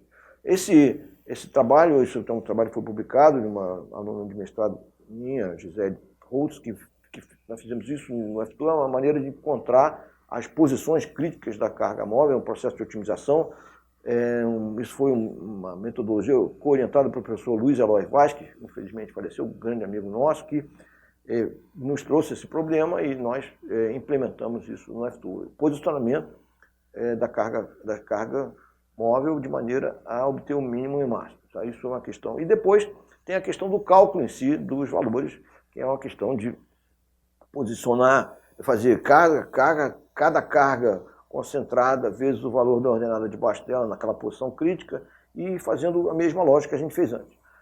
No caso aqui, a gente está obtendo também, como a gente está fazendo um traçado da linha de influência para uma discretização bem mais refinada do que a que está mostrada aqui, então, internamente, o FTU está fazendo um cálculo mais preciso e fazendo as contas, por exemplo, o cálculo das áreas disso, a gente está fazendo regra do trapézio, mas com valores bem mais precisos do que o que estão indicados aqui no passo a passo. O que interessa aqui é que a lógica é a mesma, então eu tenho para essa linha de influência, para cada linha de influência, eu tenho esse traçado. Então o FTU está mostrando aqui como que o traçado da linha de influência, se eu chego próximo do apoio, essa descontinuidade vai ficando próximo do apoio, já inverteu aqui, eu tenho que posicionar para cá um pouquinho, se eu quiser pegar aqui no caso do FTU, eu tenho que dar um zoom e posicionar aqui nessa seção e vai assim, quer dizer, o FTU aqui está sendo usado realmente como uma ferramenta educacional para mostrar como que é feito, né? Porque no fundo, o que a gente quer é apertar aqui um botão e obter essas envoltórias de esforços cortantes em todas as sessões. Você vê que o FTU fez ali aquela barra de rolagem mostrando que estava fazendo essa conta da determinação de influência para cada seção que foi usada na discretização desse traçado de envoltória. Para cada seção, traçado de influência encontra a posição mínimo e máximo e faz a conta do mínimo e máximo e guarda esse valor e vai assim para todas as seções discretizadas e a gente obtém então essas envoltórias.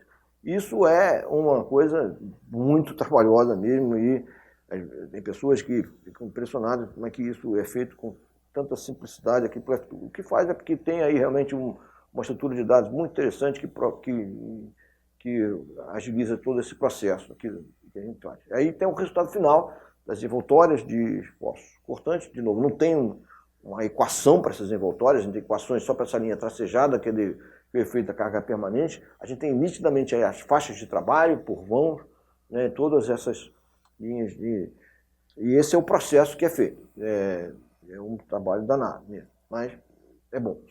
Eu tenho, então, a mesma coisa para momento fletor.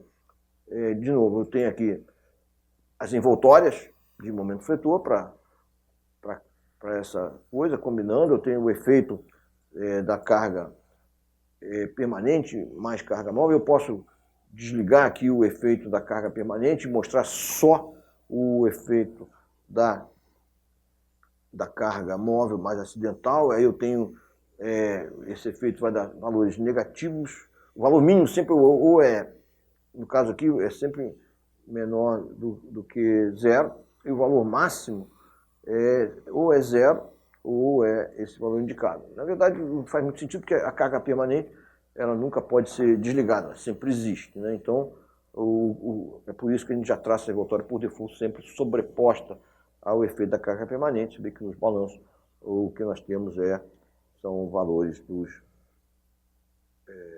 momentos fletores aqui,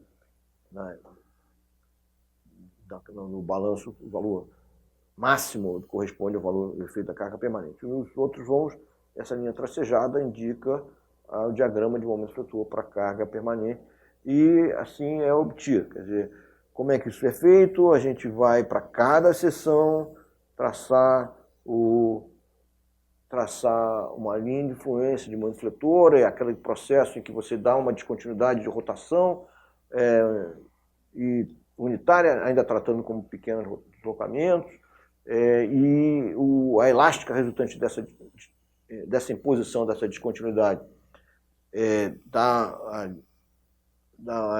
própria linha de influência. Esse é o princípio de Miller-Breslau. E aqui tem uma coisa que é realmente trabalhosa. Se você tiver vários eixos com trechos negativos que não tem um ponto anguloso, né? E aí o posicionamento disso é um posicionamento muito difícil de se achar a posição crítica mesmo que provoca o mínimo. Tá? Então, no caso aqui do F2, esse foi o trabalho então, que foi feito por essa minha ex-aluna, Gisele Holtz, e orientação minha do professor Luiz Eloy Vaz. A gente fez esse processo que é uma otimização, no fundo, é um método de ordem zero, porque não tem gradiente para obter a sensibilidade, né, nessa otimização, e aí o F2 faz isso de uma maneira bastante robusta, o trabalho da Gisele que tem aí. É um processo bastante trabalhoso, e isso é feito para cada sessão. Para cada sessão eu vou lá, encontro a posição, a linha de influência por esse método cinemático, o princípio de mídia visual, encontro a posição da carga móvel. Então, isso daqui não tem como a gente mostrar isso da mão para tudo. Então, eu uso com o computador, e esse é um processo que, felizmente, hoje em dia a gente consegue fazer isso com muita facilidade, né, através de programas que fazem isso.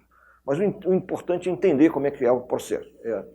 Cada sessão traça linha de influência, encontra a posição crítica e que provoca o mínimo, provoca o máximo, e guarda esse valor e vai, no final, traçar a tal envoltória de momento fletor ou esforço portante, o que quer que seja. Tá? Só voltando aqui para uma situação um pouco mais sofisticada, quer dizer, uma ponte agora, mas é uma ponte com pilares aqui, mostrando aqui os vãos da ponte, também tem extensões com esse balanço, nem balanço aqui, a extremidade final tem trechos aqui, extremidade, mas eu tenho uma ponte realmente com pilares. Tá? Eu tenho um material que tem as propriedades concretas, mas as propriedades macroscópicas, né? Eu tenho aqui uma pilar aqui retangular, que aí tem as dimensões desse pilar, e eu tenho uma viga que é a viga selecionada aqui, que é uma seção que a gente chama de girder section, né? Que é uma seção típica de ponte de viga protendida. Né? Então, é uma seção que a gente entra com os parâmetros aqui dos valores, e no caso o F2 define aqui calcula a posição do centro de gravidade, a área, o momento de inércia, etc. Eu vou só que tem as dimensões desses pilares centrais são 10 metros, os pilares menores são 6. Eu vou só desligar aqui a linha de cota para poder enquadrar o modelo. Os efeitos da carga permanente são esses aqui. Né? Eu estou indicando aqui, eu não estou indicando esses valores aqui porque vai ficar muito poluído. Eu posso botar as linhas de cota, mas podia botar os valores, as linhas transversais aqui dos steps a cada metro. Isso aqui é diagrama de esforço portante para carga permanente, interessante, que tem cortante nos pilares, né? E eu tenho também momento fletor, né? Também tem momento fletor nos pilares, é pouco, mas... E eu tenho também esforço normal. Os pilares têm esforço normal, né? Então, uma coisa que o processo que a gente quer aqui é traçar as envoltórias de momento fletor, esforço cortante e também esforço normal. Aí as linhas de influência nossas também são obtidas da mesma maneira, só que agora é um pórtico, não é uma viga, né? Então, eu voltando aqui para isso, assim, outra coisa também, eu tenho aqui um veículo que é aquele mesmo veículo que nós usamos no exemplo anterior, da viga contínua, mas agora eu tenho também um veículo que é um veículo trem tipo ferroviário, tá? E aí tem o que é o complicado desse veículo é que você tem vários desses. Aqui é uma locomotiva, tá? E tem posicionamento aqui de várias cargas concentradas. A extensão desse veículo que eu coloquei é uma extensão de 120 metros. Eu coloquei esse veículo como se fosse um comboio mesmo, né? E o interessante é que eu tenho aqui no caso de veículos ferroviários, eu posso definir uma carga no caso de vagão. Tá? E essa carga não é uma carga acidental, a única coisa é que esse vagão pode estar cheio ou pode estar vazio. Então eu tenho uma carga mínima e máxima de vagão. Tá? Então, aqui que está indicado, eu tenho uma carga máxima de vagão de 12, carga distribuída, 12 km por metro, e a mínima 2. Tá? Então, isso vai fazer o quê? Na hora que eu quiser minorar ou majorar um determinado valor, se eu quiser botar um valor mais negativo, eu coloco a máxima carga naquele trecho negativo e eu coloco a carga mínima naquele trecho. E assim nos trechos positivos. É meio bastante casuística, mas é uma coisa bastante interessante. De novo, assim, só para pegar, o F2 faz isso aqui, também acha as posições críticas, e você vê que parte do comboio fica para fora da ponte, não tem problema, mas ele está buscando então o valor máximo e mínimo de esforço cortante nessa seção, aí define a posição, calcula os valores que estão indicados lá em cima, tá? Então você tem essa história toda, né? Então, aqui está uma linha de influência, por trecho curvo também, isso aqui é o princípio cinemático. Faço isso para várias seções, o F2 faz isso para várias seções, e o traçado de envoltório é isso. A mesma coisa para o momento fletor, eu vou lá e seleciono a seção, ele posiciona aqui, você vê que eu achar que a posição crítica nos trechos curvos, que não tem um ponto anguloso da linha de influência, é um processo de otimização mesmo. Esse é um trabalho que funciona muito bem aqui, o trabalho da Gisele Russo, como eu falei. E aqui eu tenho o posicionamento. Você vê que para obter o mais positivo, o meu vagão ficou vazio nos trechos negativos, né? E o vagão ficou cheio nos trechos positivos. É uma coisa bem casuística você jogar com essa questão de vagão cheio e vazio nos trechos positivos, é uma questão bastante interessante. Eu não cheguei a comentar, mas aqui a gente poderia ter feito um fator de impacto, que seria o efeito dinâmico. Tem normas que definem esse fator de impacto.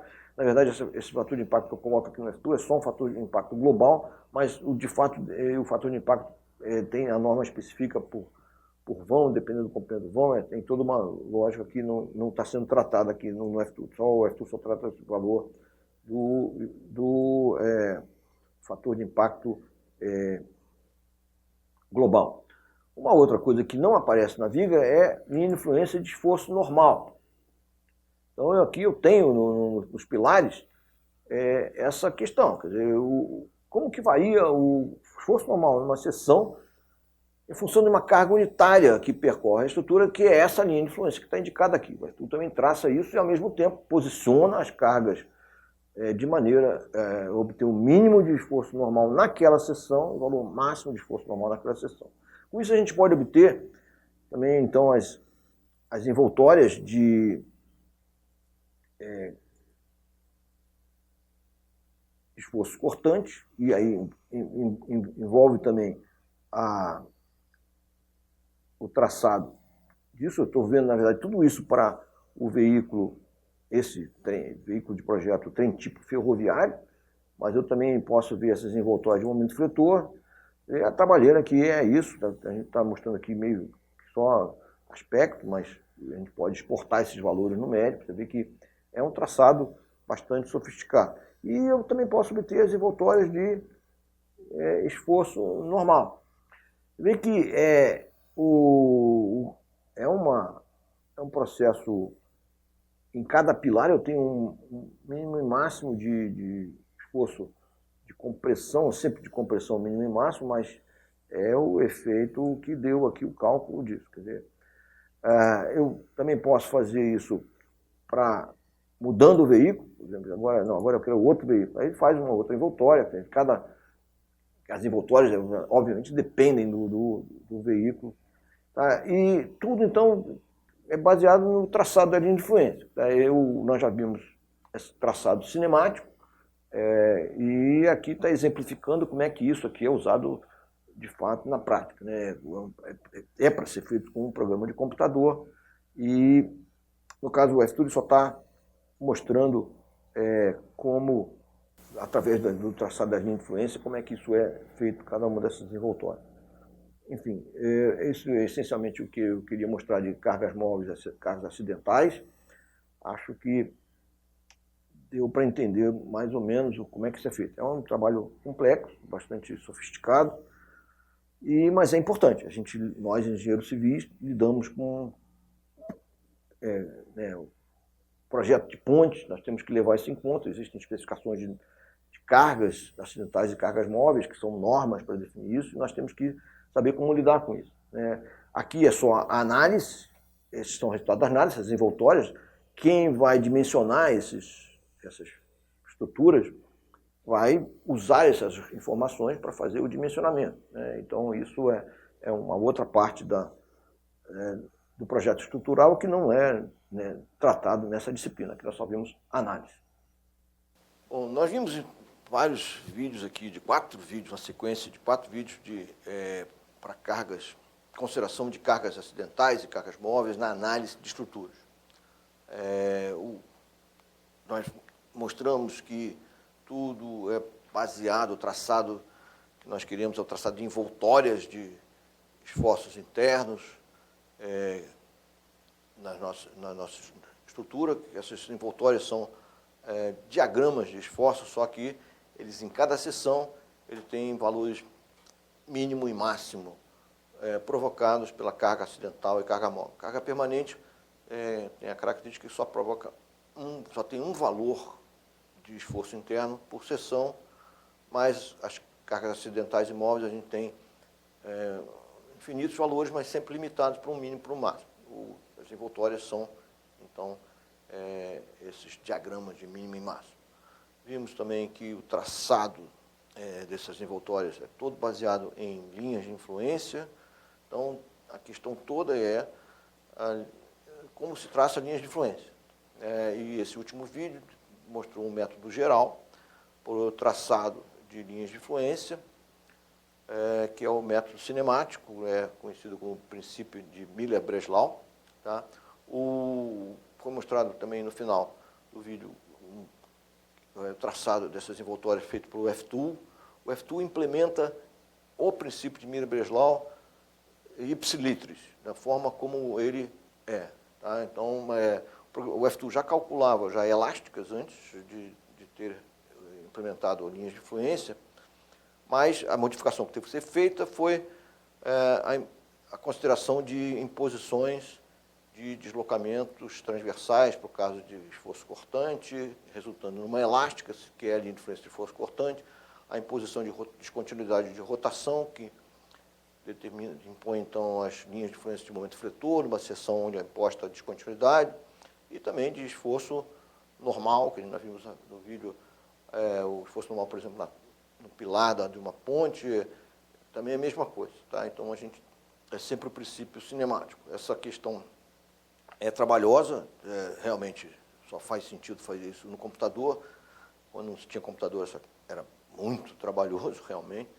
Mas, século XXI, computador é isso mesmo, então isso tem que ser corriqueiro. O F-Tool talvez seja um programa muito simples de ser usado, talvez, mas, na verdade, ele foi feito para demonstrar isso, para ser um programa educacional. Na prática, outros programas comerciais também utilizam linha de influência para fazer as envoltórias. Então, essa questão é uma questão que é usada na prática.